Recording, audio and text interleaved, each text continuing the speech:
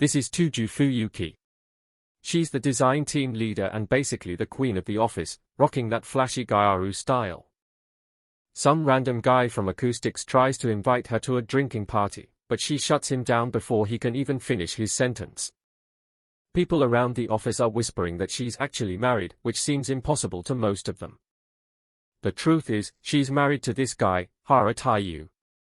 He's an engineer at the same company and tries his best to stay invisible.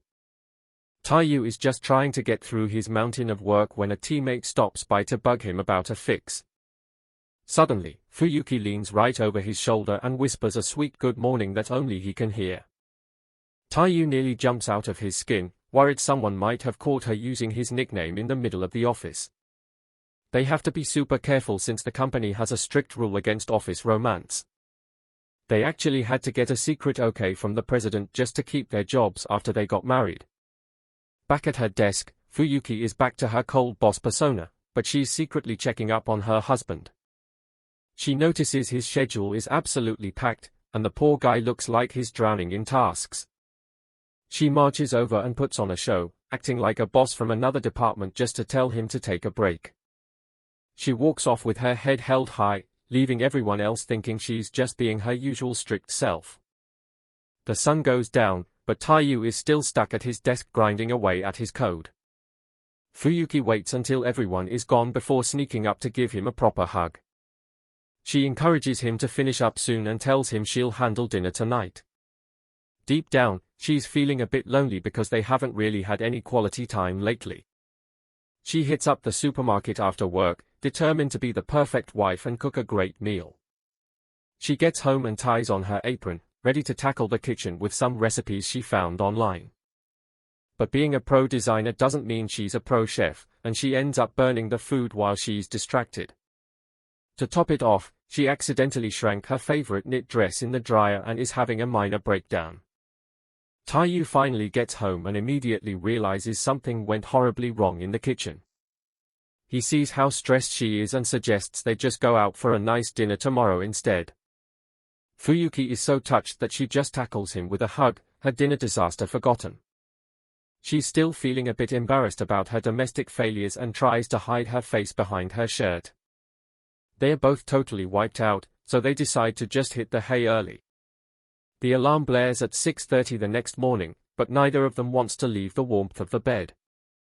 Fuyuki rolls over and gives him a sleepy, gorgeous smile that definitely makes it harder for him to leave. She pulls him back under the covers, claiming they need to snuggle up to stay warm. Eventually, she has to get up and start the long process of getting her hair and makeup just right. She checks her reflection and feels pretty satisfied with how she turned out today. She turns to Taiyu and asks if she looks pretty, and the guy is basically stunned into silence. Fuyuki is just happy she managed to wake up early enough to put in the extra effort. She heads into work looking like a total pro, while Taiyu is still dragging a bit. Some guy at the office compliments her perfume, but she's just thinking about how it was meant only for her husband. Later on, Taiyu gets himself into a mess when some schoolgirls accuse him of taking creep shots of them. They're yelling at him in public, calling him a gross voyeur while he tries to explain himself. Fuyuki suddenly appears and grabs his arm, asking the girls what they think they're doing with her husband. The girls are completely shocked that a gorgeous woman like her is actually married to him. Once they're alone, Taiyu thanks her for the save, and she admits she's still got her old school uniform in the closet.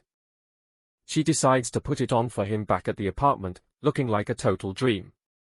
She tells him she just couldn't stand the thought of losing to some random high school girls. Fuyuki pulls Taiyu close, fully embracing her schoolgirl role for the night. She's determined to prove she's still got that youthful charm he likes. She sits back and teases him, offering to let him take whatever photos he wants. Taiyu is too flustered for that and shuts it down, much to her disappointment. Fast forward to a day out, and Fuyuki is turning heads everywhere they go. Some random guys can't help but comment on her looks, and they aren't being quiet about it. While Fuyuki is busy checking her phone for a message, those same guys decide to move in and invite her for some tea. Taiyu finally catches up, apologizing for being late. He's just a normal-looking guy in simple clothes, which is quite the contrast to Fuyuki's flashy look. The guys start laughing the moment they see him. They can't believe a girl like Fuyuki would ever date someone so ordinary. Fuyuki isn't having any of it. She starts defending Taiyu, praising his clean-cut style while clenching her fist in annoyance. She gets right in their faces, telling them that having a head full of trendy clothes but zero brains is what's actually lame. One of the guys loses his cool and grabs Fuyuki's head, but Taiyu isn't about to let that slide. He steps in immediately with a stern look. With a quick and professional move, Taiyu twists the guy's hand back, forcing him to back off. He makes it clear that he's her husband, leaving the bullies stunned. They walk away together, with Fuyuki clinging to his arm. Taiyu's just glad the self-defense classes he took finally paid off when it mattered most. They head to the train station for their date. Fuyuki mentioned it would be nice to get out of the house and experience a train date, for once. The train is absolutely packed because of an event in the next town, leaving very little personal space for the commuters. Fuyuki doesn't mind at all. She loves being able to stay this close to Taiyu in public without anyone thinking it's weird. As the train sways, Fuyuki starts feeling a bit sleepy and rests her head right on Taiyu's shoulder. She looks up at him with a grateful smile, knowing he worked a ton of overtime just to make sure they could have this day together. She starts teasing him again, offering her chest as a pillow since he's the one who's actually tired. Taiyu, blushing as usual, quickly declines the offer. They finally reach their destination, the aquarium. Taiyu is so excited that he practically dashes toward the entrance like a kid. Inside, Fuyuki is mesmerized by the fish. She looks like a little kid with her hands pressed against the glass, fascinated by the underwater world. Taiyu can't help but laugh at how cute she's being. Fuyuki pouts, annoyed that he's calling her childlike during their big date. To capture the moment, Fuyuki pulls him in for a quick selfie. They look like any other happy couple enjoying their weekend. But the mood shifts instantly when Taiyu spots a colleague from his department. They're in deep trouble if they get seen together. Taiyu wants to sneak out quietly, but Fuyuki insists on staying. She's not about to let their date be ruined by a little fear. They end up sitting right in the audience for the dolphin show, but luck isn't on their side. The colleague spots them and demands to know what's going on. Fuyuki doesn't miss a beat, claiming they're both team leaders just looking for references for a new project. She plays the work card perfectly. The colleague totally buys it, laughing off the idea that they could ever be dating. Just then, the dolphin leaps up and sends a massive splash right over Fuyuki. She's completely soaked from head to toe. Her top is sticking to her, and she's dripping wet while everyone stares. Taiyu quickly hands her a handkerchief, telling her to cover up since her top has become a bit too revealing from the water. They manage to slip away without any more colleagues spotting them. Taiyu is relieved, while Fuyuki is already back to her energetic self. Fuyuki catches a certain look on Taiyu's face and starts teasing him, asking if he was actually feeling a bit jealous back there. Taiyu tries to play it off, but Fuyuki can see right through him. She finds his jealous side absolutely adorable. Elsewhere, a new girl is standing by a vending machine. This is Hoku Huakain, a scriptwriter with a distinct gothic look and a habit of smoking candy. Back home, Taiyu is getting ready to head out for some work. Fuyuki rushes after him, telling him he forgot something very important. She appears in the hallway looking incredibly enticing, and asks him for her mandatory goodbye kiss. She leans in close, reminding him that this is the only time of day they get to be affectionate since they have to hide it at the office. Taiyu gives her a sweet kiss on the cheek before heading out. Fuyuki pouts, saying a kiss on the mouth would make it impossible to let him go. After the door slams shut, Fuyuki is left alone, her heart still racing. Meanwhile, Taiyu is walking down the street toward his destination. He happens to pass by Akai, who is drinking and smoking her candy cigarette alone. She's being bothered by a guy who won't take no for an answer. The guy gets aggressive and grabs her arm. Akai is clearly uncomfortable and tells him to let go, but he just keeps pushing her. Taiyu steps in to help, and Akane looks up at him with a puzzled expression. She feels like she's seen his face somewhere at the office. Akane looks at Taiyu as he helps her up. A memory of Fuyuki flashes in his mind, the woman who is always so proud to call him her husband. The harasser runs off, surprised that Akane actually had someone with her. Taiyu walks her away, and Akane thanks him for stepping in before things got worse. Akane looks at Taiyu with a rare, soft expression, thanking him for being the only one who had the courage to step in and help her. She reaches into her bag and pulls out her company ID, revealing that she's a writer from the script team named Hokuhu Akane. Taiyu is completely stunned to realize he's standing in front of the legendary, godly writer, Akane. He quickly introduces himself as Hara Taiyu from the engineering department. Akane mutters to herself about them working in the same place, her sharp eyes fixed on the man who just saved her. Back at the office, Taiyu is suddenly pulled into a secluded corner by Fuyuki, who's been waiting for a moment alone with her, Takuan. Fuyuki gives him a quick, playful kiss on the cheek as revenge for making her wait. She leans in close, her gaze teasing and full of love. From the shadows of the hallway, Akane catches a glimpse of their secret interaction. She finds the dynamic between the design leader and the quiet engineer interesting. Later, Fuyuki heads to the smoking area to clear her head, only to run into a familiar face standing there alone. It's Akane, puffing on one of her signature candy cigarettes. Fuyuki is surprised to see the famous writer hanging out in a place like this. They start reminiscing about when they first met, 2 years ago, when Akane used Fuyuki as the real-life reference for her hit game, Gal Queen Quest. Akane suddenly drops a bombshell, asking Fuyuki if she ever got married. Fuyuki's heart skips a beat as she desperately tries to play it cool and hide her secret. Akane explains her new project is called Office Love Affair, a story centered around a secret romance in the workplace. Fuyuki can't help but feel like the writer is looking right through her. Akane's professional pride is on full display as she challenges anyone to doubt her work. Taiyu, watching from the side, can feel the intense aura she gives off. As they walk through the office, Fuyuki realizes she needs to be extra careful. If a master storyteller like Akane starts digging, their secret marriage won't stay a secret for long.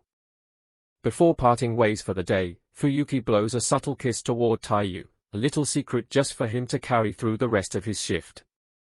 Fuyuki arrives home first, bursting through the door with her usual high energy. Taiyu is already there, looking a bit worn out but happy to see her. They settle onto the couch together. Fuyuki, still riding the high from their office encounter, suggests they continue where they left off earlier. She gets incredibly clingy, leaning her weight against him and asking point blank if he's ready for the main event of the evening. Fuyuki lets her guard down completely, her heart thumping against her chest as she looks at Taiyu with pure, unfiltered desire. She softly tells him that the kiss has to be on the mouth this time. They share a deep, intimate moment as the rest of the world fades away. Taiyu can't help but tell her how cute she is. Fuyuki, suddenly self-conscious, sniffs him and then decides a bath is the first priority. At the bathroom door, she pauses and looks back over her shoulder, asking Taiyu if he'd like to join her and bathe together. Taiyu is completely caught off guard. Even though they are married, the idea of sharing a bath still makes his head spin and his heart race. He finds himself sitting in the warm water, his nerves on edge because they've almost always bathed separately until now. The door opens, and Fuyuki steps in, looking breathtakingly beautiful and a little bit shy herself as she joins him in the steam. They sit together, the atmosphere thick with tension and steam. Fuyuki breaks the ice by offering to wash Taiyu's hair for him. As she gently scrubs his head, Taiyu relaxes, joking that it feels just like being pampered in a high-end beauty parlor. Fuyuki moves on to scrubbing his back, explaining that her long routine is why she usually prefers to bathe alone, even if it takes her an hour. She then turns the tables and asks why Taiyu isn't offering to wash her front as well. The question sends a massive jolt through his entire body. Taiyu tries to be helpful, but washing someone else, especially his gorgeous wife, proves to be much more difficult and distracting than he expected. He ends up behind her, his heart hammering in his chest as he becomes acutely aware of how close they are and how her soft skin feels against him. Fuyuki leans back into him, completely calm and content. She mentions how much she loves the scent of their shared body soap on his skin. The long day finally catches up to her, and Fuyuki starts dozing off right there in the warm water. Taiyu gently wakes her, worried she'll catch a cold. They share one last, tender kiss in the bath. Fuyuki whispers that he did a great job today, making all his hard work feel worth it. The next day at the office is a different story. Akane is in a heated meeting, slamming her hand down in frustration at a decision she can't accept. The producer wants to cut the final scene of her script just to save a bit of money, but Akane refuses to compromise on the essence of her work. Fuming with anger, Akane storms out of the meeting. Fuyuki calls out to her, but the writer is too deep in her own frustration to listen. Akane walks outside the office building, looking utterly dejected. She pulls out her candy cigarette, sighing as she wonders if anyone actually cares about the story. Lost in her thoughts, Akane almost steps into the path of a zooming car. Taiyu, who happened to be nearby, lunges forward and grabs her just in time. In the chaos of the rescue, Taiyu accidentally ends up with his hand in a very compromising position. He's mortified and starts apologizing as fast as he can. Akane teases him for a second before giving him a sincere thank you. Taiyu realizes that despite her cool exterior, she's actually quite vulnerable right now. She admits she's been doubting her own talent lately. When she accidentally blurts out her deepest fear out loud, she's mortified, while Taiyu can only stare in surprise. Taiyu suddenly breaks his timid exterior and loudly insists that her work is actually incredible. He begins to gush about her talent, praising the way she weaves foreshadowing into her well-crafted stories and how her characters always stand out with their own unique charm. He tells her with absolute sincerity that he's looking forward to seeing the deeper meaning she'll bring to her next balanced story. When he realizes he's been rambling and admits he's a huge fan, Akane suddenly turns her back on him, leaving him panicked that he might have overstepped. Behind her cool facade, Akane is blushing furiously, her heart racing at the unexpected and genuine praise. She can't help but feel incredibly happy hearing how much her work truly means to someone like him.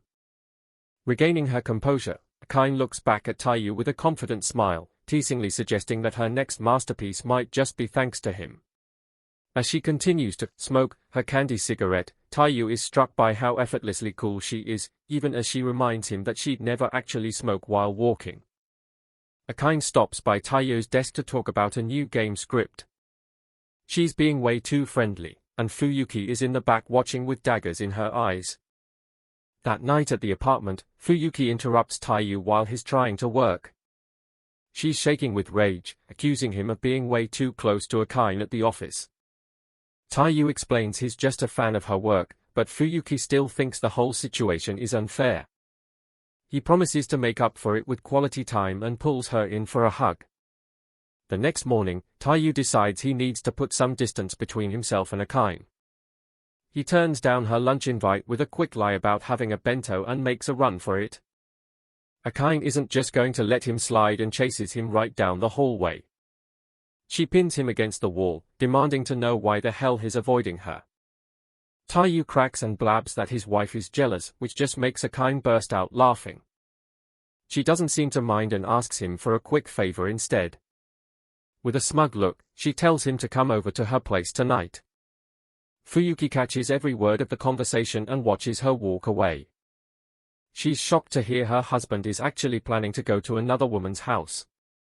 The thought that he might be cheating starts to totally overwhelm her. Taiyu arrives at a fancy house and finds himself sitting in front of a massive meal. Akane notices him turning red while his phone starts blowing up with notifications. Turns out Fuyuki is actually outside, losing her mind as she peeks through the window. She bursts through the door and tackles Taiyu, much to Akane's surprise. They end up ducking into a closet so they don't get caught trespassing. Fuyuki hugs him tight, her suspicion turning into pure embarrassment. Fuyuki is a crying mess, but Akane just watches the drama unfold with a blank stare. Akane starts howling with laughter at the ridiculous situation. Fuyuki stands her ground, telling Akane to go find herself a different man. Akane just laughs it off and shows her the wedding ring she's been hiding. Fuyuki is completely floored to realize her rival is actually a married woman too. It turns out Akane's husband is a doctor, and he's just walked through the front door. A few days later, it's Valentine's Day at the office. Fuyuki secretly hands Taiyu a small gift before he heads out for the day. Fuyuki and Akane have become fast friends and are hanging out in Akane's kitchen. Fuyuki admits she's a disaster at cooking but wants to make something Taiyu loves. They find a recipe online and start prepping all the chocolate. Things get a little chaotic in the kitchen as they compare their assets while cooking. Fuyuki manages to spill melted chocolate right down the front of her shirt. Akane tries a sample of the batch before they stick the rest in the fridge to cool. Back at home, Fuyuki is waiting around until Taiyu finally returns at 8. She greets him with a smile, only to realize she left his gift back at Akane's house. Taiyu is exhausted after a long day of dealing with bugs and angry bosses. Fuyuki decides to skip the chocolate and brings him a hot mug instead. He asks if it's cocoa, and she tells him it's a trade-off for the gift she forgot. They settle onto the couch together, ending the night with a warm drink. Fuyuki steps on the scale and immediately regrets her life choices. She realizes her desk job and bad posture are catching up to her, and she decides it's time for a change. Her alarm blares at 5:30 in the morning, and she drags herself out of bed while Taiyu is still dead to the world. She clears some space in the living room, determined to get her fitness journey started right then and there. She kicks things off with some yoga, though she's clearly more focused on the workout than her outfit. The stretches are way more intense than they looked in the videos, and she's starting to feel the burn in all the wrong ways. After nearly breaking herself, she gives up on the yoga and decides to give jogging a shot instead. She hits the pavement, drawing plenty of eyes from the locals as she tries to keep a steady pace. She finishes her run feeling like a champion, unaware of the two guys in the back who think they just saw a goddess. Fuyuki makes it back home and plans on a light salad, but the smell of Taiyu's cooking is already filling the kitchen. Taiyu unveils a stack of fresh pancakes, and Fuyuki's diet plans immediately go up in smoke. He tells her he just wanted to treat her after seeing her work so hard, and she decides some extra calories are worth the love. Elsewhere, Akane is out for a smoke break, and a group of guys won't leave her alone. She's doing her best to ignore them until a man steps up and firmly declares that she's his wife. The guys back off fast once they realize Akane's husband, Masato, is on the scene with some sweets to boot. Masato is as sweet as the treats he bought, but Akane plays it cool and keeps her distance as they head home. Internally, Akane is a blushing mess because she's still head over heels for the man she married. They actually tied the knot after only 3 days of dating, and they've been happily married for 3 months now. During dinner, Masato can't stop complimenting her cooking, which has Akane's heart doing flips. She heads off to the bath, hoping to set the mood for a very romantic evening with her doctor husband. Masato ruins the vibe a bit by getting all medical on her, warning about the dangers of bathing right after a meal. Frustrated, Akane texts Fuyuki for some pointers, and the suggestion of lewd underwear has her nearly dropping her phone. Fuyuki takes the advice herself and tries out the oversized t-shirt look, though she's dying of embarrassment. Taiyu catches on immediately and asks if she's trying to seduce him, sending her heart into overdrive. She tries to backtrack and pull him away, but her shy side is definitely winning the battle. Taiyu leans in with a whisper that keeps her awake all night, and the next day she's too embarrassed to even talk about it. The story shifts back to their high school days, where a young Yuzuki was being bullied for her looks. High school Fuyuki and Akane stepped in to save the day, giving the bully a piece of their mind. Fuyuki made it her mission right then to turn the shy Yuzuki into the cutest girl around. The two Gyaru basically adopted her and took her on a massive makeover shopping spree. Yuzuki didn't think anything would help, but Fuyuki gave her a much-needed pep talk about inner beauty. Akane told her to leave everything to them, and they got to work on her transformation. They brought her to a fancy beauty parlor and introduced her to a professional stylist. Yuzuki was terrified, having only ever had her hair cut by her busy mom at home. The stylist worked her magic, promising to make the young girl look absolutely stunning. The results were incredible, and Yuzuki couldn't believe the cute girl in the mirror was actually her. When she got home, she was still riding the high of her new look and her favorite hairpin. Taiyu gave her his seal of approval, and seeing her brother's reaction made the whole makeover worth it. Back with the high school crew, Akain was busy teaching Fuyuki a few more techniques to use on guys. Fuyuki tried one out on Taiyu, and while he acted tough, his heart was definitely racing. Looking back at those photos, Akain and Fuyuki laugh about how they first bonded over that makeover. The scene shifts back to the school building, where so many of their memories were made. In class, Taiyu is absorbed in his favorite gacha game, oblivious to the whispers of his classmates about his solitary hobby. Fuyuki suddenly leans over, her eyes sparkling with envy at his high-level character and impressive progress in the game. Their conversation is cut short when Fuyuki's friends call her away for a makeup emergency, leaving a flustered Taiyu behind. As Fuyuki walks off, Taiyu can't help but feel that he's just had a once-in-a-lifetime chance to talk to the most popular girl in school. Later at a bookstore, Taiyu spots Fuyuki struggling to reach a book on a high shelf and desperately wants to help her despite their height difference. He manages to help her out, and Fuyuki is surprised to see him there, immediately curious about what kind of book he's looking for. Seeing his interest in game programming, Fuyuki boldly suggests they make a game together, offering to handle all the character art. Taiyu is blown away by the quality of her sketches, and Fuyuki humbly mentions that her mother is actually a professional illustrator. Their collaboration quickly brings them closer, leaving Taiyu's classmates green with envy as the two spend more and more time together. Fuyuki visits Taiyu's room for the first time, and he's a nervous wreck while she compliments him on how tidy and simple his space is. While working on a romantic scene for their game, Taiyu admits he doesn't know how to describe a kiss since he's never actually had one. Fuyuki looks him dead in the eye, her face flushed red as she asks if he wants to try kissing her for the sake of research. The tension in the room is palpable as Taiyu tries to process her offer, his heart hammering against his ribs in the heavy silence. Just as they lean in, Taiyu's mother bursts into the room with snacks, completely oblivious to the intimate moment she's just interrupted. Taiyu is mortified and practically shoves his mom out of the room, while Fuyuki can't stop laughing at the awkward family dynamic. Once they're alone again, Fuyuki apologizes for taking the joke too far, but Taiyu can't help but find her even more charming than before. Taiyu is left wondering if Fuyuki really has as much experience as she lets on, or if she was just as nervous as he was. Days later, a frantic Taiyu rushes through the school hallways, desperate to find Fuyuki and tell her that their game is finally finished. He finds her surrounded by the popular kids, and he immediately feels out of place, wanting to pull her away from the noisy crowd. One of the guys tries to get too close to Fuyuki, and she coldly tells him to keep his hands off her before being shoved into Taiyu's laptop. The laptop hits the floor with a sickening smash, and the guys just laugh it off, blaming Taiyu for bringing it to school in the first place. Taiyu tries to play it cool and says he has a backup, but the heartbreak of seeing their hard work shattered is clear on his face. Fuyuki shuts down the invitation to karaoke, declaring that she'd rather spend time on the game she and Taiyu are making together. The popular guys start making fun of their project, but Taiyu stands his ground, shouting that Fuyuki's drawings are the best and cutest.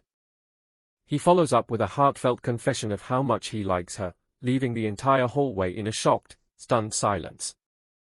Fuyuki turns bright red and flees the scene, leaving Taiyu to regret his sudden outburst and fear for the future of their relationship. The rest of the guys are baffled by her extreme reaction, wondering why the usually calm and cool Fuyuki would be so flustered. Taiyu chases after her, eventually catching up and grabbing her hand to stop her from running away any further. They are both out of breath and incredibly embarrassed, but they are finally able to talk face to face away from the prying eyes of their peers. Taiyu tries to apologize for the scene in the hallway, putting himself down as someone not worthy of her affection. Fuyuki snaps at him for his low self-esteem, reminding him that he was the only one who ever truly appreciated her art and her game. She reveals that her mother's fame always made her feel like a shadow, and Taiyo's genuine praise was the first thing that made her feel special. In a moment of pure, raw honesty, Fuyuki screams out that she loves Taiyu too, her confession echoing through the empty corridor. Taiyu is absolutely stunned, his mind racing as he tries to confirm if she means love as a friend or something much deeper.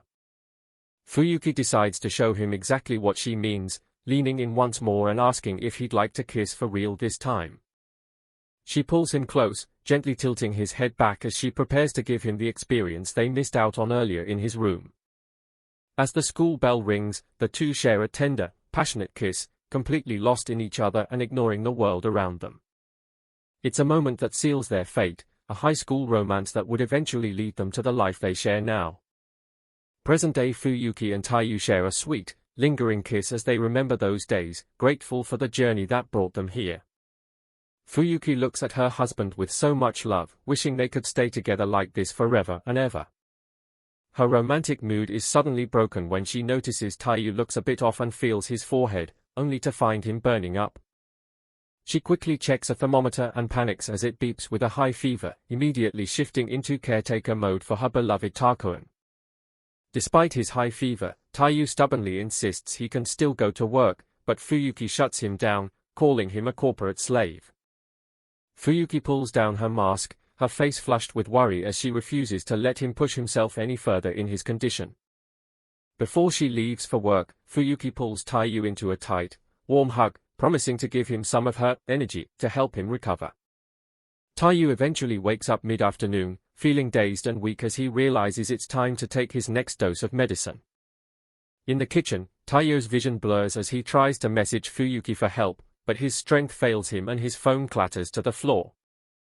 Taiyu collapses in the hallway, the world spinning around him just as the sound of a key turning in the front door echoes through the apartment.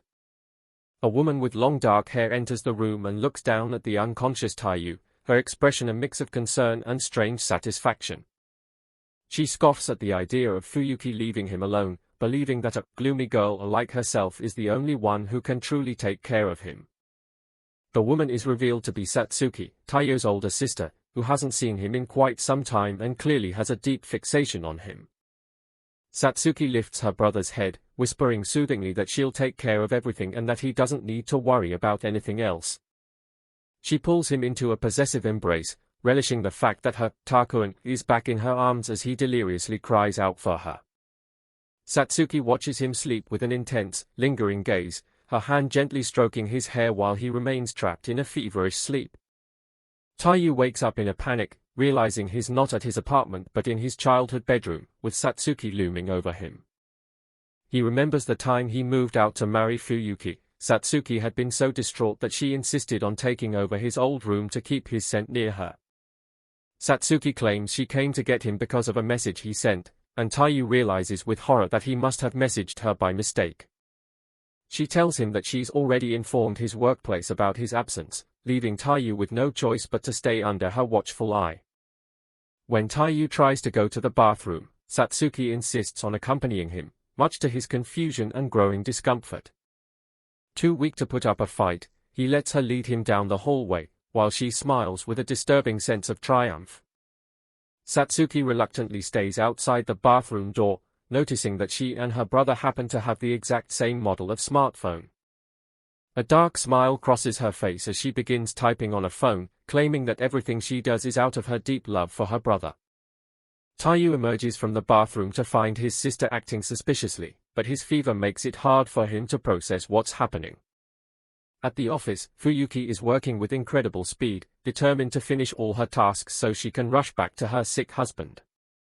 She's overwhelmed with worry for Taiyu, knowing how much he tends to downplay his own pain and fearing he'll push himself too far. Her heart stops as she receives a message from Taiyu's phone, a cold, heartless demand for a divorce that shatters her entire world. Satsuki lies in bed, scrolling through some pretty heavy texts. It's her mom, saying they just don't get along anymore and that she's moving out for good. She thinks back to a better time with her little brother, Taiyu. Now, she spends her days glued to her computer, working as an investor so she can finally buy a house and live happily with just him. She's focused on earning another 100 million, tapping away at her screens. Her mom walks in, but Satsuki barely gives her the time of day. The mom asks how Taiyu is doing, and Satsuki tells her his fever is still up. She bluntly tells her mom to just go on her trip with dad, since they clearly need the time together. Satsuki insists she'll handle things herself. Her mom agrees, leaving her in charge of the house while they are gone. She heads up to her brother's room. Taiyu is fast asleep, tucked under the covers and looking totally worn out by the fever. She checks on him, looking pretty exhausted herself. The stress of looking after him alone is starting to show. She gently adjusts his covers, but then her focus shifts. She hears something and wonders who could possibly be at the door. Those footsteps and that voice, she knows them anywhere. Her heart sinks as she realizes who it is. It's Fuyuki, waving a big, cheerful hello. She's arrived with a shopping bag and way too much energy for Satsuki to handle right now. Satsuki immediately ducks behind her mother, trying to hide. Fuyuki just leans in, calling her cute and completely ignoring her personal space. Fuyuki asks why she's being so shy, but the mom just explains they're heading out on a trip. Satsuki glares, wondering why this girl is even here. Then comes the shocker. The mom pushes Satsuki toward Fuyuki and tells them to take care of Taiyu together. Satsuki is absolutely horrified. The next day, the parents are gone. Fuyuki stands in the doorway in a tiny sports bra and shorts, and Satsuki is already regretting everything. The silence is incredibly awkward. Satsuki can't find the words to speak, while Fuyuki just shrugs and goes to check on Takuan. Fuyuki looks back with a big smile. Satsuki watches her suspiciously, wondering what on earth she could be so happy about. She can't deny that Fuyuki is cute, but she also knows the girl probably doesn't like her much. She just wants to figure out how to get through this. Fuyuki suddenly jumps onto Taiyu's bed to check his fever. Satsuki loses it, yelling at her to stop using her chest as a thermometer. Satsuki is stunned by how bold Fuyuki is. The blonde girl doesn't see the big deal, looking down at her own chest like it's no surprise they're huge. Before Satsuki can say another word, Fuyuki pulls her into a massive hug. Satsuki is literally buried in her chest, struggling to even breathe. Taiyu starts coughing, snapping them back to business. They head to the kitchen, where Satsuki asks if Fuyuki can at least cook some porridge. Satsuki admits she has zero cooking skills, which just makes Fuyuki laugh. Satsuki feels like she's already lost her place as the responsible one in the house. Fuyuki offers to teach her, flashing a peace sign. Satsuki is genuinely surprised, she didn't expect her to be this nice. But then Fuyuki turns serious. She asks Satsuki if she was the one pretending to be Taiyu in those text messages. Satsuki freezes. Her heart starts racing as she realizes her secret has been blown wide open. She imagines Fuyuki looking down on her, pitying her for the prank. She vows to herself that she'll show her who's really superior. It all goes back to her middle school days. Satsuki was overweight and became the main target for everyone's bullying. She remembers the girls giggling and whispering behind her back. They'd follow her through the halls, making her life a total nightmare. They once trapped her in a bathroom stall, banging on the door and laughing while she begged them to let her out. They'd mock her for being a pig and say they should dress her up. Satsuki felt like she was nothing more than a joke to them. Eventually, she just stopped going to school. She hid away in the house, feeling like the whole world was against her. But Taiyu never left her side. He'd bring her sandwiches and food, making sure she didn't just give up on everything. She spent all her time at her computer. That sandwich he brought her tasted better than anything else in the world. To support them both, She taught herself about stocks and coding. She wanted to build a life where they didn't have to rely on anyone else. Taiyu was always there, wanting to learn coding with her. Just being with him made everything worth it. But then Fuyuki showed up, a girl who had everything Satsuki didn't. Satsuki felt like she was losing the one bit of happiness she had left. To Satsuki, Fuyuki is just like those girls from middle school. She's convinced Taiyu is being seduced and that she has to expose Fuyuki's true colors. Her thoughts are cut short when Fuyuki holds up a bag of snacks with a huge grin, inviting her to a girls' party. Satsuki is stunned. She's never been invited to a girls' party before. She quietly picks out a snack, feeling a strange mix of emotions. By the time Taiyu is fully recovered, they are all lounging together. Satsuki realizes she never actually managed to break them up. Fuyuki then insists on taking Satsuki shopping. She wants to help her pick out some new clothes since Satsuki doesn't have many. They end up at the mall together. Fuyuki pulls out an outfit and asks Satsuki what she thinks, looking as energetic as ever. Satsuki is at a high-end clothing store, shivering and feeling totally out of place. She wants to cry and run away, while Fuyuki is busy picking out outfits that are way out of her comfort zone. When Satsuki finally steps out of the dressing room, she looks like a completely different person. Fuyuki is thrilled, immediately calling for the bill and insisting they buy it on the spot. Fuyuki explains it's an early birthday present for her from both herself and Taiyu. Satsuki is stunned by the gesture, though the price tag on the clothes is enough to make anyone's heart stop. The scene shifts to an office where Satsuki is recognized by a former acquaintance. This woman is shocked to see her and asks what she's doing there, especially since Satsuki looks so much better than she used to.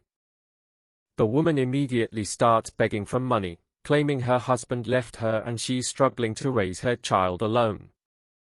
Satsuki is visibly uncomfortable, not wanting to get dragged into her personal drama. Before Satsuki can say anything, Fuyuki steps in and physically shoves the woman away. She tells her to go make her own money instead of trying to leech off someone else. Fuyuki reminds her that Satsuki worked incredibly hard to earn everything she has. She doesn't owe anything to someone who's just been playing around while she was grinding. They walk away together, leaving the woman behind. Satsuki quietly asks why Fuyuki helped her, especially since she's been nothing but a nuisance until now. Fuyuki suddenly bursts into tears, shocking Satsuki. She admits she thought their interactions were just cute pranks, and that she actually likes Satsuki a lot, she just wanted to get along with her. Satsuki is flustered by the sudden confession. She agrees to hang out once a week as long as Taiyu comes with them, though she tells Fuyuki not to get too clingy. Sometime later, the group heads to the beach for some summer fun. The guys on the shore can't stop staring at the two girls walking by, calling them both absolutely astounding. Fuyuki is in her element, looking like a total model in her swimsuit. Meanwhile, Satsuki, who's cut her hair short, catches the attention of the boys, who find her cool beauty hard to resist. The guys are torn between the two of them but are too intimidated to actually make a move. They watch from a distance as the girls head toward their friends. Taiyu and another guy are already there waiting. They see the girls approaching and note that other guys are already trying to hit on them. It looks like the girls successfully fended off the strangers. Satsuki looks at her friend and smiles, feeling a bit of hope that maybe things are finally changing for the better. Fuyuki gets ready to jump into the water, calling out to Taiyu.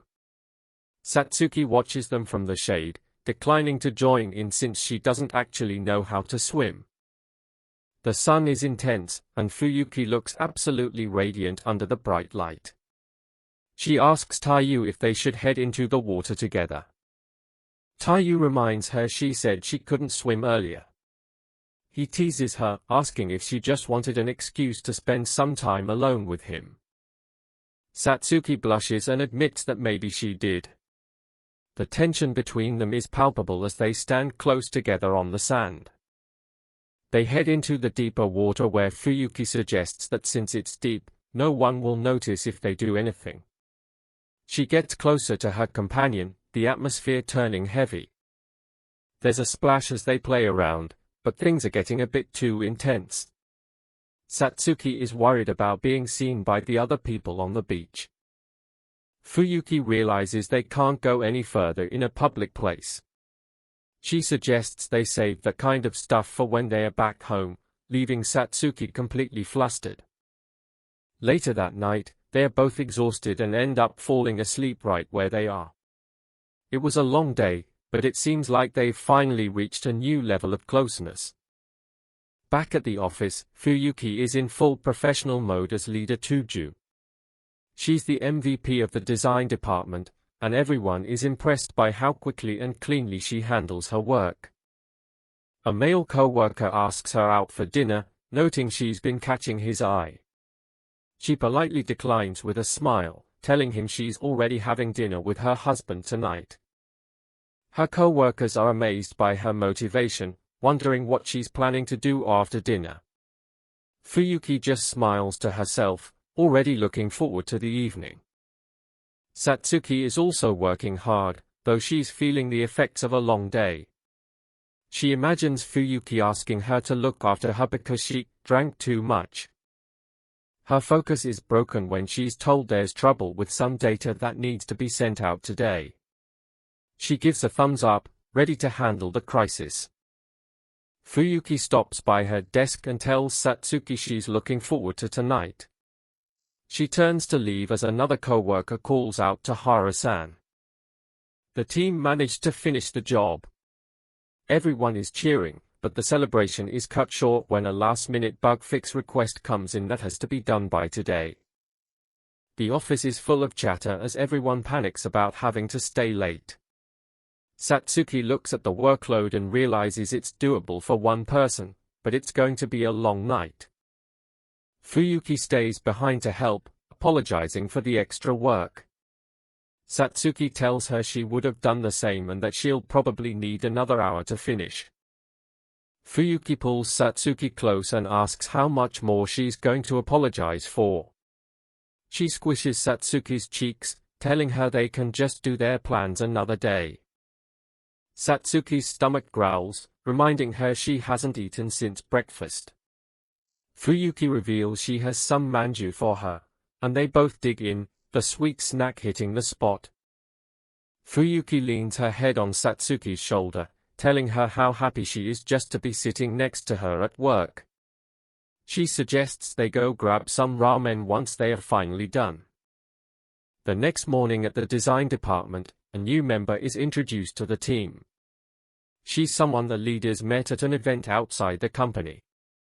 The new girl is Nishino Rumika, and she introduces herself with a bright, energetic attitude. She tells everyone to treat her well and not to be too hard on her. The leader assigns Tanaka-kun to take care of her. He's a bit surprised by the responsibility, while Rumika gives him a playful look, knowing he thinks she's cute. Tanaka asks how much she can actually do, and Rumika confidently claims to be an expert who can handle nearly everything. They start with an easy task to begin with. Tanaka is shocked by how quickly she finishes it, thinking she might actually be as good as she says. But an hour later, things have taken a turn. Rumika is slumped over her desk, sobbing because she actually has no clue what she's doing. Tanaka realizes she was all talk. He tells her she can ask him anything she doesn't know, though she's too embarrassed to admit her defeat. Tanaka is at his desk, looking exhausted as the new rookie, Rumika, bombards him with questions about his age and the job. He's starting to realize that being a senpai is much more draining than he ever anticipated. Fuyuki, a senior in the department, walks over to check on the progress of the day's data. She carries herself with an air of authority that immediately makes Tanaka sit up a bit straighter. Tanaka lets out a long sigh as he finally finishes his tasks. He notices that Rumika hasn't said a word for a while, which makes him curious, and a little worried, about what she's actually up to. It turns out Rumika was just staying quiet because she didn't want to get in the way while Fuyuki was there. Tanaka reassures her that teaching rookies is part of his responsibility and encourages her for a job well done. As the workday winds down, Rumika bows deeply and thanks Tanaka for all his help.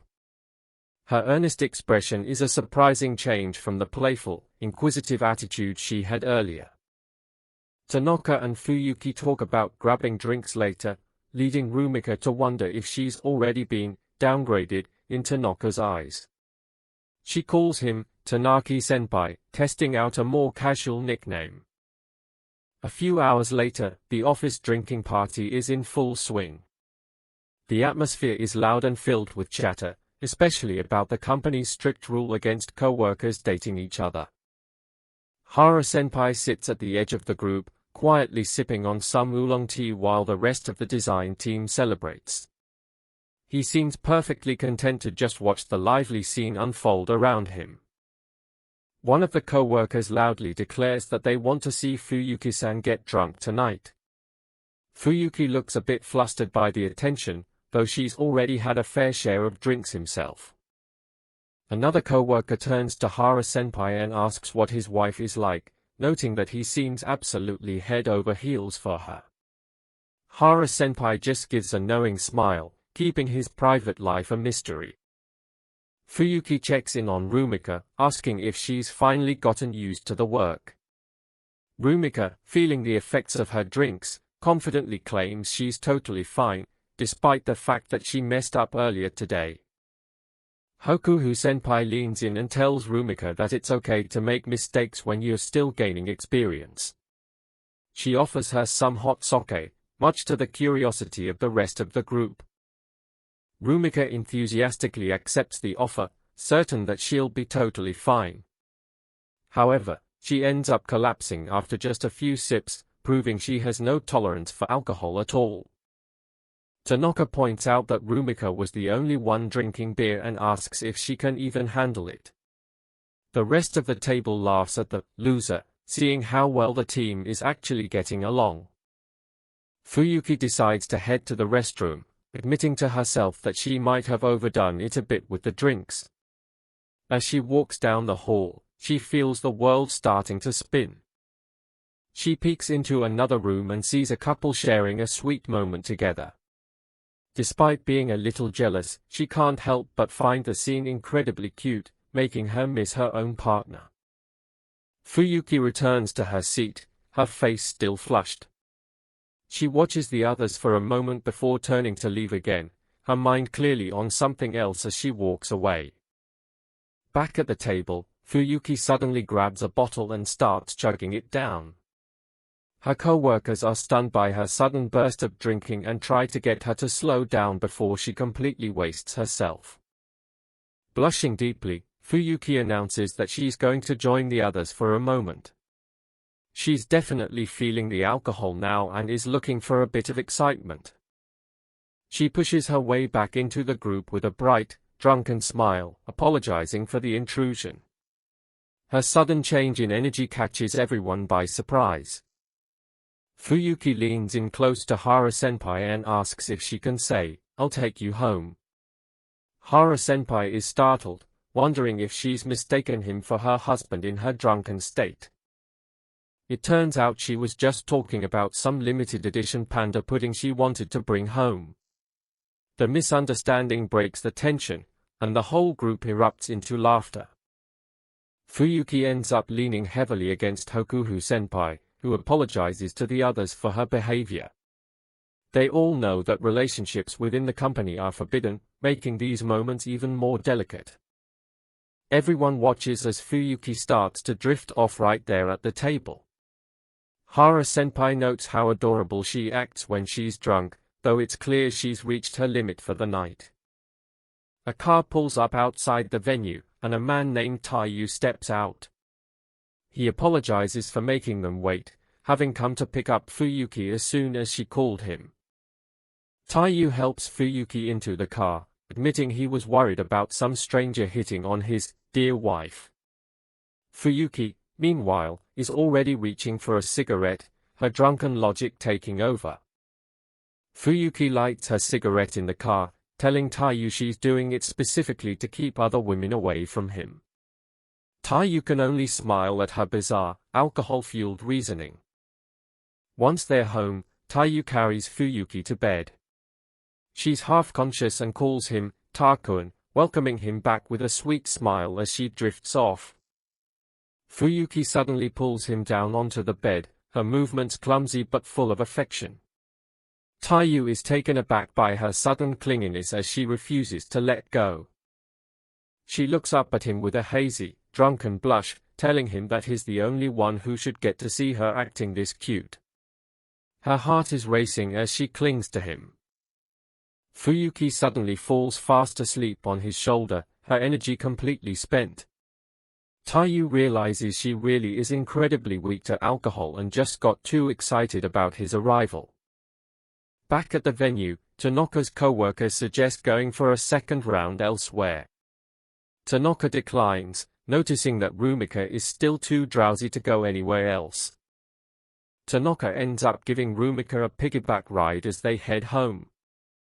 She mumbles about how cold it is, burrowing into his neck for warmth as they walk through the night. Rumika insists she can walk on her own, but her wobbly legs tell a different story. Tanaka tells her to stay put and not overexert herself, his own face flushing a bit. In her drunken state, Rumika accidentally grabs Tanaka's chest, leaving them both startled. She realizes her mistake instantly, her face turning bright red as she stammers an apology. They take a break on a park bench. Tanaka gives her some water to help her sober up, and they sit together in the quiet night air, the clock ticking away in the background. Tanaka asks why she didn't join the after-party with the others. Rumika admits she thought it would be boring without him, a bit of honest truth slipping out in her drunken state. A co-worker stops by and offers to take Rumika home, but Tanaka lies and says he already knows where she lives. Rumika watches him, her heart skipping a beat at his protectiveness. Tanaka suddenly asks if she has a boyfriend, which clearly annoys her. She retorts that of course she doesn't, but admits she hates the idea of going home to an empty house after work. Tanaka admits he knows that feeling all too well.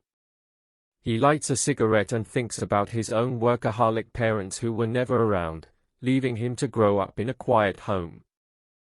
Rumika watches the smoke curl into the air and suddenly asks for a cigarette of her own. Tanaka is surprised since she's never smoked before, but he decides to let her try it just this once. Rumika is so bad at it that she doesn't even realize she needs to light the cigarette first. Tanaka can't help but laugh at her, while she notices a bright red lipstick mark on the filter. Todako is absolutely mortified, her face glowing bright red as she realizes that by sharing Harino's cigarette, they've essentially had an indirect kiss.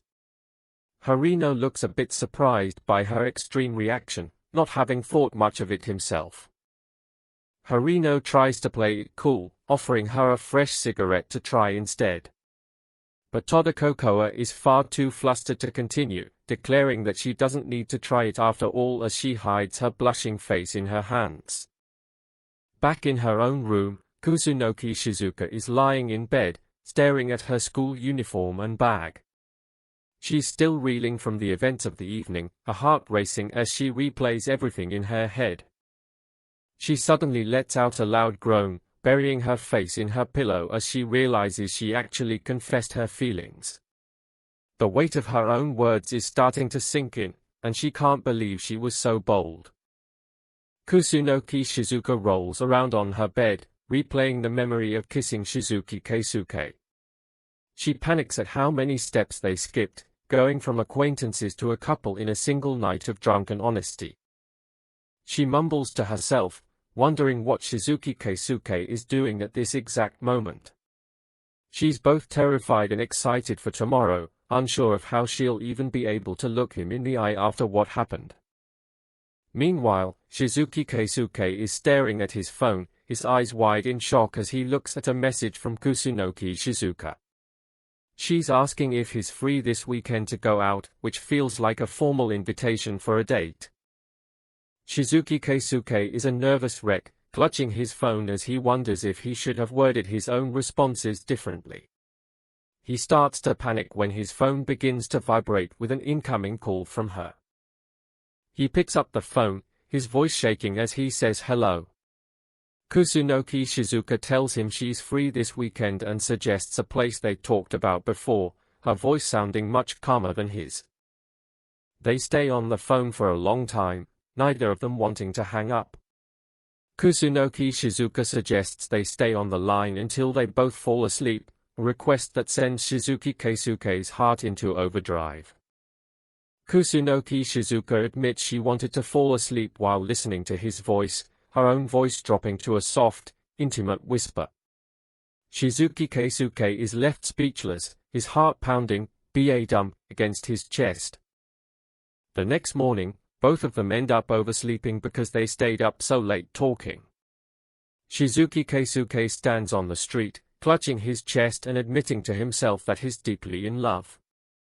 Kusunoki Shizuka finally arrives for their date, looking completely different with her hair in braids and wearing a stylish, revealing outfit. She gives him a playful smile, asking if they should get going. Shizuki Keisuke is completely stunned by her appearance, hiding his face in his hands as he thinks about how cute she looks. Kusunoki Shizuka, however, is secretly worried that her outfit is overkill and that she looks exhausted from lack of sleep. Tuju Fuyuki is all hyped up for their date at the brand new shopping mall. She's been wanting to come here forever. She asks Hara Taiyu where he usually shops, but he admits he doesn't really visit places like this often. Taiyu tells her he's just happy to be there with her. Fuyuki remembers there's something specific she wanted to pick up. She suggests they get matching clothes. The idea of a match with her sends Taiyu into a mini panic. He says he'd love that. They spend a while checking out different stores, trying to find something that works for both of them. Fuyuki takes a quick bathroom break. She's blushing hard, barely able to contain how much fun she's having. It's the best date ever, and she's struggling to keep her cool. She tells herself to act professional when she goes back out. She asks Taiyu if he ever wears accessories. She finds some matching earrings and figures that's a bit more subtle than wearing the same outfit. She buys them and then suggests a movie to give their legs a break from all the walking. They lean in together to scroll through the show times. Taiyu is definitely feeling the proximity. Out of nowhere, a guy calls out Fuyuki's name. It's an old classmate from middle school, Katu Kazuki. Kazuki immediately tells her she should call him by his first name, just like the old days. Fuyuki shuts that down fast. She tells him things are different now and reminds him she's on a date with her boyfriend. Taiyu is floored hearing her use that title. Kazuki introduces himself as her ex. He clarifies it was just a fake relationship in middle school. They both were too popular and did it to stop the constant confessions. Fuyuki says that's all in the past. Kazuki jokes that he was the only one who didn't catch feelings. He acts like he's used to being the third wheel. Taiyu realizes he's exactly the type of guy that girls go crazy for. Kazuki mentions he was planning to see Godzilla vs. Sadako, the same movie they were looking at. He ends up invited along.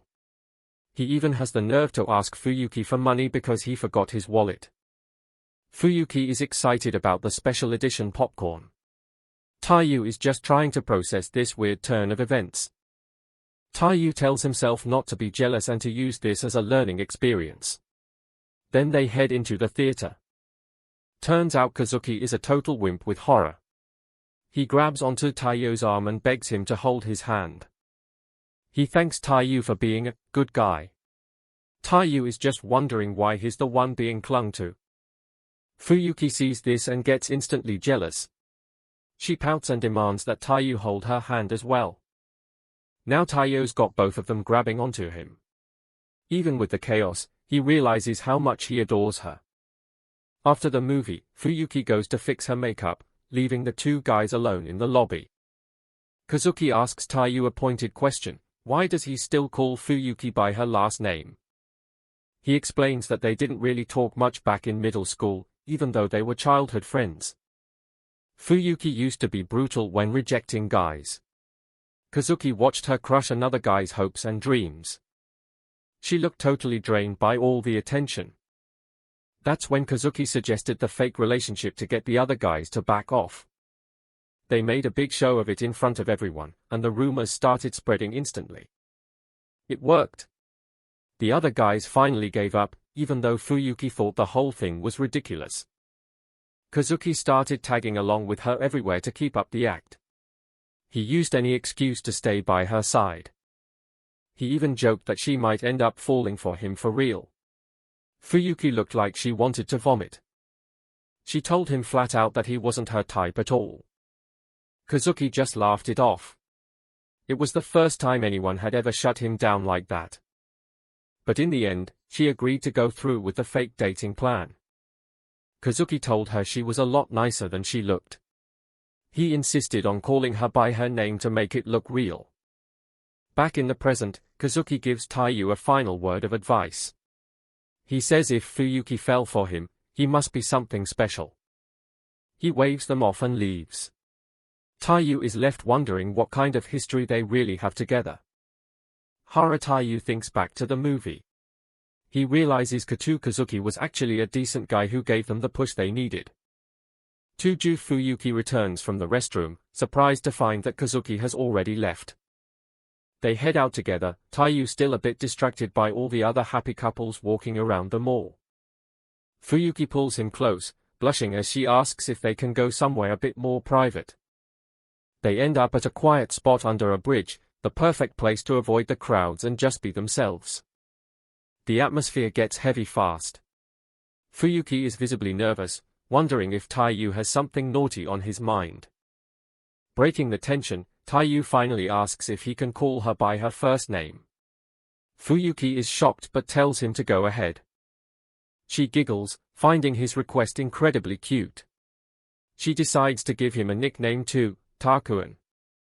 Taiyu is a bit embarrassed by the name, especially since it sounds like something his older sister would say. He takes a deep breath and says her name, Fuyuki. It hits her like a ton of bricks. She's completely overwhelmed, hiding her face in her hands. Hearing him say her name makes her happier than she ever imagined. Taiyu reaches into his pocket and asks for her hand.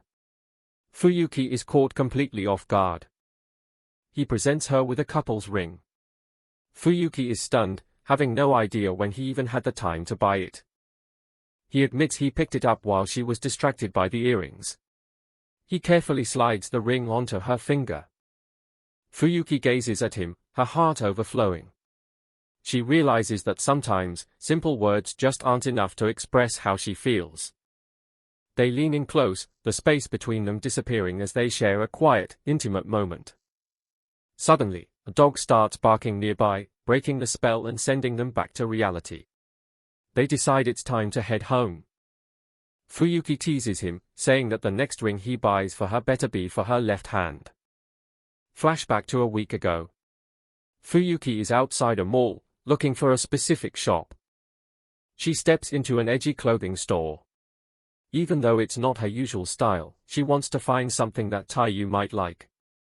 She remembers seeing him staring at clothes like this and figures he might secretly enjoy the look.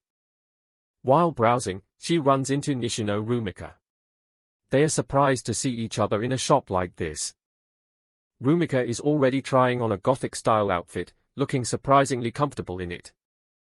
Fuyuki decides to join in, trying on a more revealing edgy look and asking what Rumika thinks. The shop clerks are surprisingly intense, treating them like professional models. Fuyuki and Rumika end up doing a full photo shoot in their new edgy gear. Hokuhu Akai notes that she only wears this stuff because her husband, Tsukushi Masato, likes it. Akine tells Fuyuki that Taiyu probably fell for her because she's such a caring and wonderful person. Back in the present evening, the two of them walk home together. Fuyuki hands Taiyu a White Day present, a cute phone case she saw while they were shopping. She admits she saw him looking at the case earlier and thought he might like it. Then she reveals her other purchase, some very sexy underwear. Taiyu is speechless as she tells him she wants to put them to good use. At the office later that week, the long workday finally comes to an end. Taiyu finishes up his tasks and catches the train home, feeling exhausted. He walks up to their apartment and notices the lights are already on. He figures Fuyuki must be sleeping. The second he opens the door, Fuyuki is right there with a huge smile to welcome him back. They chat about dinner, but Fuyuki seems more interested in just spending time together. She pats her lap and offers him a lap pillow, insisting he needs to relax after work. Taiyu rests his head on her, feeling the tension drain away. Fuyuki tells him to just close his eyes and sleep. She gets a bit pouty, complaining that they haven't had any time to make out at all today. Taiyu distracts her by showing off a new gadget, a camera earpick that connects to his phone. He sits her down and starts cleaning her ears. Fuyuki closes her eyes, enjoying the weirdly satisfying sensation. Taiyu carefully continues cleaning Tuju Fuyuki's ears. She finds the sensation surprisingly intimate, even calling it a bit lewd while leaning into his touch. Once they are done, Fuyuki is left wanting more, her face flushed as she asks if he can keep going. Taiyu realizes he's definitely not going to be able to sleep tonight. The scene shifts to a local ramen shop called Untatsuyama, where Tanaka and Tsukushi Masato are sitting at the counter. The two men are struggling with the restaurant's signature spicy ramen. Masato, determined to finish as a fully-fledged man, forces himself to slurp down the noodles. Suddenly, a group of gals enters the shop, Fuyuki, Nishino Rumika, and Hokuhu Akine. They are all hungry and excited to try the place for the first time. The girls sit right next to the boys, completely unaware of the intense atmosphere they've just walked into. Tanaka and Masato are instantly intimidated by their presence. Fuyuki spots a special menu item and excitedly points it out to the others. Masato watches them, secretly hoping they realize the mistake they've made by ordering the spicy ramen. Akine orders a drink and some fried chicken, which surprises the boys since it's a ramen shop. Rumika is already captivated by the delicious smell of the kitchen. The food arrives, and the portions are enormous. Rumika is shocked by the size of the bowl placed in front of her. Fuyuki realizes she's in trouble as she stares at her bowl of super spicy pork ramen. Akine teases her, saying this is what she gets for tagging along without knowing what the shop was famous for. Taking a deep breath, Fuyuki begins to eat, slurping down the fiery red broth. The heat hits her immediately. Her body twitches and she begins to sweat profusely, her face turning bright red from the spice. She starts to shiver from the intensity of the spice, admitting that it actually hurts. Masato watches her, thinking his suspicions about the gals were correct. Despite the pain, Fuyuki declares that she loves it. She's determined to finish every last drop of the ramen.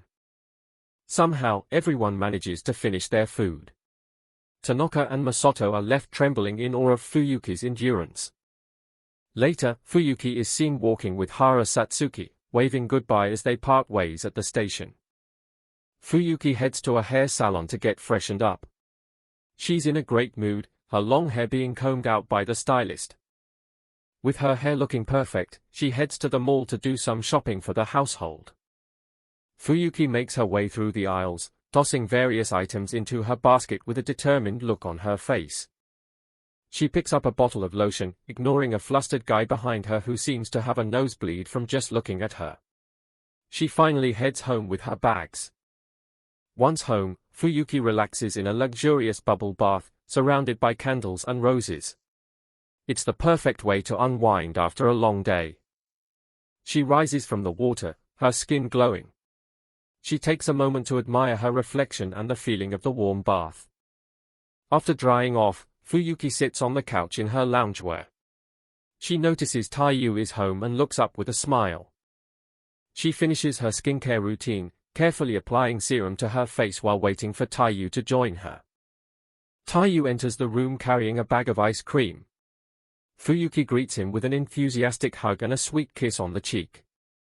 The couple spends the rest of the evening cuddled up on the couch together, happily eating their ice cream treats. The scene shifts to the home of Hokuhu Akane and Tsukushi Masato. Akane is busy in the kitchen, the sound of sizzling food filling the air. A sleepy Masato approaches her and asks for a good morning kiss. Akane, being her usual cold self, tells him she doesn't want to. He sighs and heads to the sink to brush his teeth. The moment he's gone, Akane is filled with regret. She clenches her fist, thinking that she would have been incredibly happy if she'd actually kissed him. She berates herself for not being honest about her feelings. She really wants to be more flirtatious with Masato, but she just can't seem to do it. Masato catches her off guard by suggesting they go on a date, since it's been a while since they both had a day off together. They head out to a crowded shopping area. In the middle of the crowd, Masato asks if they can hold hands. Akane reflexively scoffs and asks why, calling him a child. She immediately regrets it, calling herself an idiot. Despite her protest, Masato takes her hand and holds it firmly. Akane tries to keep herself from getting too flustered, telling herself she needs to calm down. They suddenly run into one of Masato's female co-workers. Masato introduces Akane as his wife, and they share a brief, polite exchange before moving on. As they continue their walk, the atmosphere between them turns cold. Akane feels like Masato is ignoring her, and she's certain it's because she rejected his hand earlier. Back at home, the tension persists. Akane sits on the edge of the bed while Masato reads nearby. She feels like he's been avoiding her ever since their encounter at the mall. Finally, Akane summons her courage and asks him if he's glad they got married, and if he actually loves her. In her imagination, she shouts, "Of course I do." But in reality, she can only manage a half-hearted more or less so. She's horrified by her own inability to be honest. Masato looks at her and admits that he really likes her a lot. He says he'd love to hold her hand and kiss her, but he's starting to think he's the only one who feels that way. Overcome with emotion, Akane lunges at him and gives him a tight hug. She finally manages to shout out the words she's been holding back, "I love you." Masato's expression shifts to a smug grin. He tells her she finally said it, and he pulls her close, the tension from earlier completely gone. He looks into her eyes and tells her that tonight, he's going to teach her exactly how to be honest about her feelings.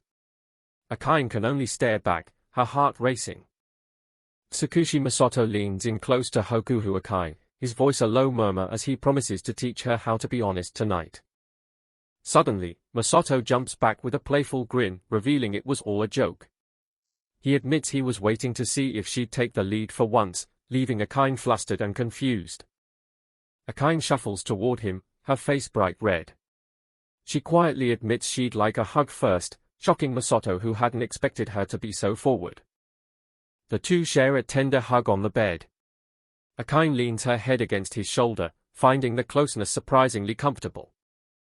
Masato can't help but tease her, wearing a smug smile as he pretends not to hear her soft words. Akane's irritation grows as he continues to play games. He gently pats her head, calling her cute when she's being honest. Akane, still blushing, huffs that he's a total demon for teasing her like this. Akane flinches slightly as he continues to pat her head. She fidgets in place, her heart still racing from their interaction. Masato's tenderness catches her off guard as he gives her a sweet, lingering kiss on the hand. Akane's eyes are wide and watery as she takes in the moment. His expression turns serious as he pulls her closer. He whispers that if she keeps acting this way, he won't be able to hold himself back any longer. The next morning, the birds are chirping as Masato asks Akane for a good morning kiss. True to form, she shoves him away with an annoyed look. Masato just laughs, telling her he's looking forward to their time tonight. Akane quickly retorts that intimacy is strictly for nighttime, and only once a week. Outside the office, a sudden downpour has left Tuju Fuyuki completely drenched. Nishino Rumika is shocked to see her senpai in such a state. Fuyuki shivers, wishing she had a towel. Nearby, Tanaka watches the two girls, while Rumika looks at her drenched friend with a mixture of pity and concern. Tanaka offers his folding umbrella to the girls. Fuyuki and Akane discuss walking home together, though Fuyuki is worried about being seen by co-workers. Tanaka gives the umbrella to a grateful Rumika instead. Fuyuki and Akane decide to brave the rain together as they head toward the exit. Sharing an umbrella, Fuyuki suggests they can use it to hide their faces from anyone they know. She admits she really wanted this chance for them to walk home together. The rain reminds Akane of her high school days. She looks back on a memory at the school lockers. In the flashback, a younger Fuyuki is walking through the rain-soaked schoolyard. She notices Hara Taiyu and stops him. Fuyuki excitedly calls out to Hara-kun, asking if she can share his umbrella. Taiyu is visibly flustered by the sudden request from the popular girl. Her face is flushed as she admits she was actually waiting for him, hoping they could walk home together. Taiyu looks at her, a faint blush on his own face. He softly agrees, telling her that he wanted to walk home with you too. Taiyu heads home, thinking about how lucky he is to have a wife as capable and cute as Fuyuki. He opens the door to find Fuyuki in a full maid outfit, greeting him as her master. He immediately slams the door shut to process what just happened while Fuyuki asks why he's locking her out. She spins around to show off the look, explaining she bought it on a whim after a few drinks with Akane. Fuyuki announces she's got dinner ready, but it turns out she just nuked some frozen food. She leans in close to feed him a spoonful herself. Taiyu is in heaven, though he thinks he should be the one calling her cute. Fuyuki fidgets and mentions she has another outfit to show him in the bedroom. Taiyu's brain short-circuits when she walks out wearing nothing but a kitchen apron. He barely gets out a word before collapsing onto the floor from the sheer shock. Switching gears, Taiyu visits his sister Satsuki and rings her doorbell. Satsuki jumps out and gives her brother a massive hug. Taiyu mentions he didn't come alone today, he actually brought a friend along. Kazuki steps into the room, and Satsuki's social anxiety immediately spikes. Kazuki introduces himself, getting way too deep into Satsuki's personal space. The two guys have been friends since high school, often hanging out at the house to play games. Kazuki watches them, thinking about how much Satsuki clearly adores her brother. Taiyu hands over a gift from Fuyuki, and Satsuki is surprised she was even remembered. Kazuki takes some of the perfume and rubs it onto Satsuki's wrist. His phone starts buzzing, so he steps away to answer what Taiyu assumes is another girl calling. On the phone, Kazuki turns down a party invite despite being told it's a great opportunity. He hangs up and stares back at Satsuki, looking like he's found something way more interesting.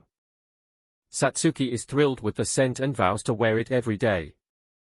Kazuki watches her closely, deciding right then that he wants to be the one to make her look like that. Later at an izakaya, Kazuki tries to land a date, but Satsuki is hesitant. He tells her to eat as much as she wants while they sit across from each other. He leans in closer, doubling down on the date offer. Taiyu encourages her to go, suggesting they can even pick out a return gift for Fuyuki together. Kazuki throws an arm around Taiyu, praising him for being such a great wingman. He keeps peppering Satsuki with questions, but she's just focused on eating so she can escape. Kazuki smiles, telling her that people who enjoy their food are lovely to him. Satsuki gets flustered, but the mood is broken by a loud argument coming from the next room. She slams her hands on the table and declares that she'll be the one paying for dinner. Kazuki just grins and hands her some water, noting she looks a little tipsy. As they walk home, Satsuki wonders out loud why someone like him would even bother with her. Kazuki tells her it's simple, it's because he saw how charming she actually is. He reaches out and touches her hair, telling her she's unlike any other girl he's met. Satsuki's face turns bright red, and she tells him to shut up when he points it out. She wonders why she's being so open with him until Kazuki suddenly grabs her arm to stop her from hitting a pole. Satsuki panics and accuses him of being after her body, leaving Kazuki scrambling to apologize. Back at the apartment, Taiyu collapses onto the bed after a long, exhausting week. Fuyuki crawls over and asks if he wants a special reward in the form of a massage. Fuyuki tells him a wife should always support her husband, even if she's tired too. Taiyu thinks he's in heaven while Fuyuki needs his shoulders, though she notes he might be a bit out of shape. They end up completely wiped out, and Fuyuki suggests they should probably exercise together next time. She pulls him into a hug and whispers that she loves him, and he happily says it right back.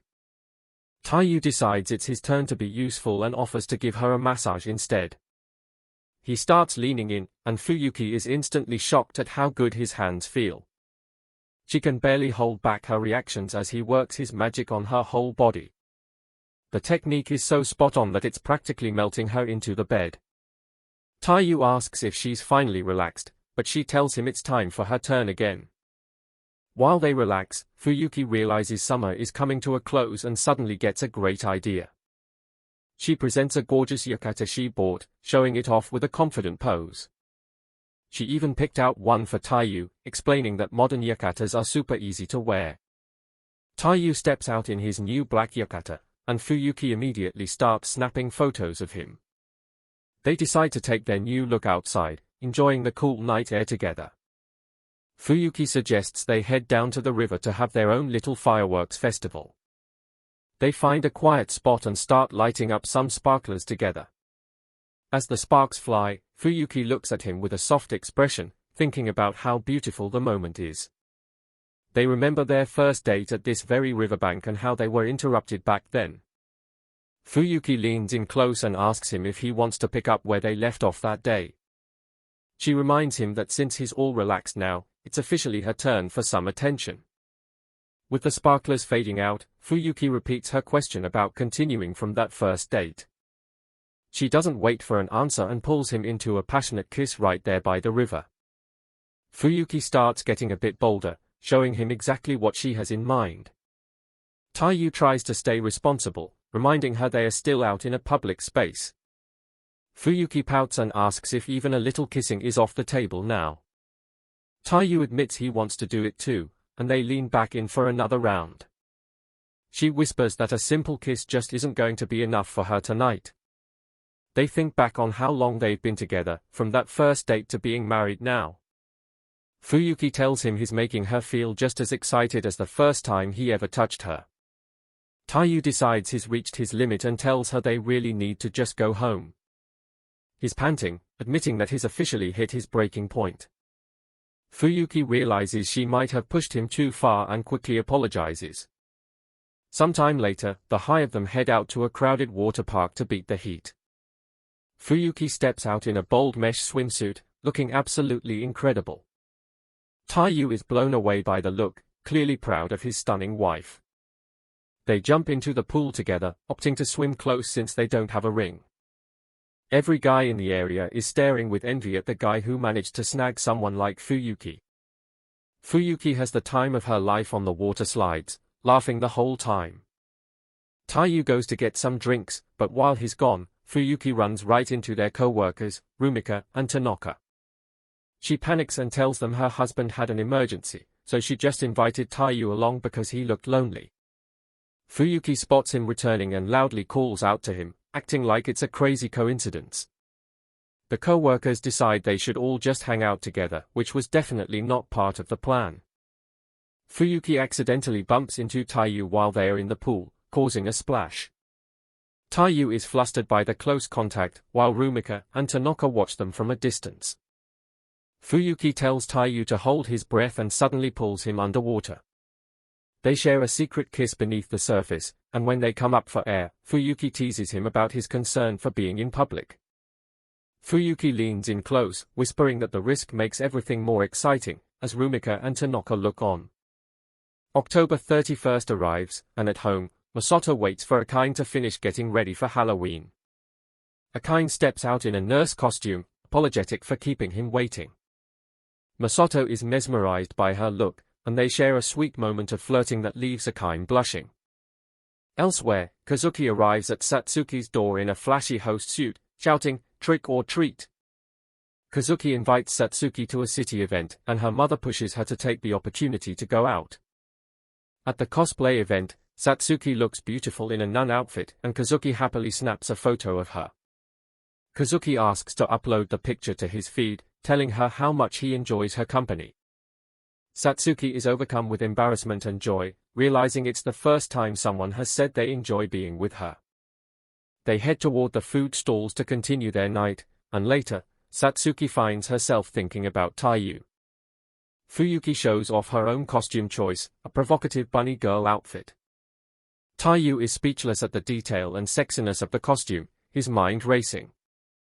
Fuyuki wants to go out in the outfit, but Taiyu firmly refuses, wanting to keep her look all to himself.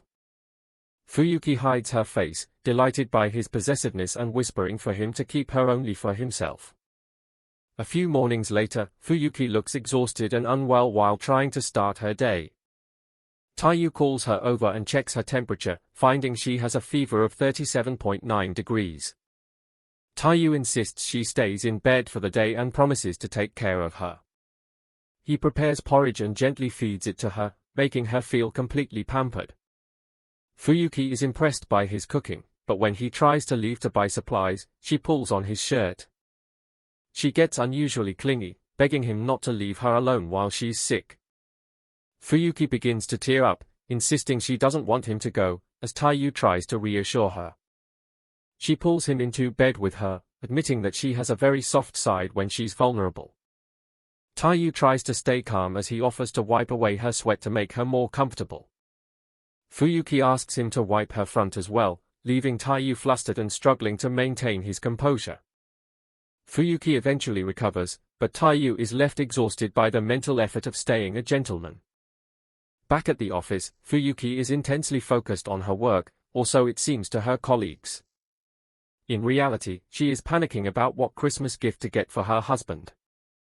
With Christmas only 2 weeks away, she turns to Tanaka and desperately asks for his opinion on presents.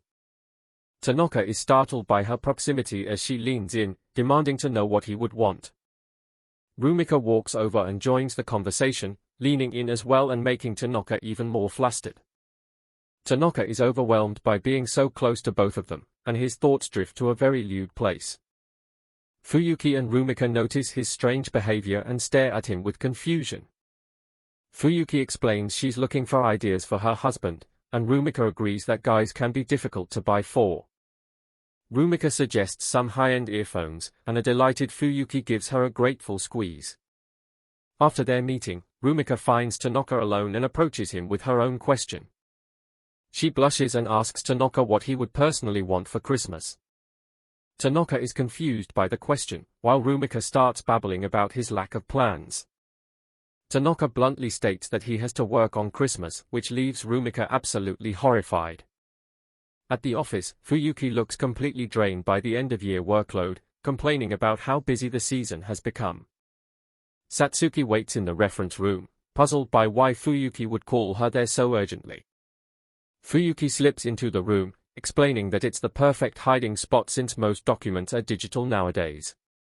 Without warning, Fuyuki pulls Satsuki into a tight hug, claiming she needs to recharge her energy from her sister-in-law. Their peaceful moment is interrupted when 2 other co-workers approach the room to look for old files. Fuyuki quickly pulls Satsuki into a corner and, to ensure they aren't heard, she playfully presses her lips against Satsuki's to keep her quiet. Once the co-workers leave, Fuyuki is fully energized and beaming, while a shell-shocked Satsuki can only blush in silence. On Christmas Eve, the two spend time together outside, with Fuyuki suggesting they visit a special spot before dinner. They arrive at a street lined with brilliant holiday illuminations, a sight that captivates both of them. Fuyuki reaches out her hand to Satsuki, asking with a smile if she'd like to walk while holding hands. They walk through the lights hand in hand, enjoying each other's company and the festive atmosphere. The two exchange Christmas presents and warm wishes, with Satsuki finally giving Fuyuki the gift she had planned. When New Year's Day arrives, Fuyuki meets up with Akane, both of them looking trendy in their winter gear. They explain to Satsuki that their friend Rumika caught a cold, which is why Fuyuki invited Satsuki to join them instead. Satsuki feels a bit intimidated by the bright, high-energy mood of the two gals, and starts to shake nervously. Akane formally introduces herself and politely mentions that Satsuki's brother, Taiyu, is a great help to her at work. The mood shifts to one of intense determination as Fuyuki and Akane announce that they are going to war. Satsuki realizes that war is the massive New Year's sale at the mall, where huge crowds are already waiting for the doors to open. Akane reveals her meticulous preparation, which includes researching store maps and applying specialized makeup to endure the long shopping battle. The moment the mall opens, Fuyuki and Akane charge in with sharp, focused expressions, ready to hunt for bargains. After the intense shopping spree, they rest at a cafe surrounded by bags, with a completely exhausted Satsuki slumped over the table. The conversation turns to Kazuki, and Fuyuki mentions how often he seems to invite Satsuki out, though Satsuki claims she mostly ignores him. Akane and Fuyuki lean in close, teasingly suggesting that Kazuki must have romantic feelings for Satsuki. The two gals erupt in excitement, declaring it's definitely love and vowing to keep a close watch on Satsuki's potential new romance.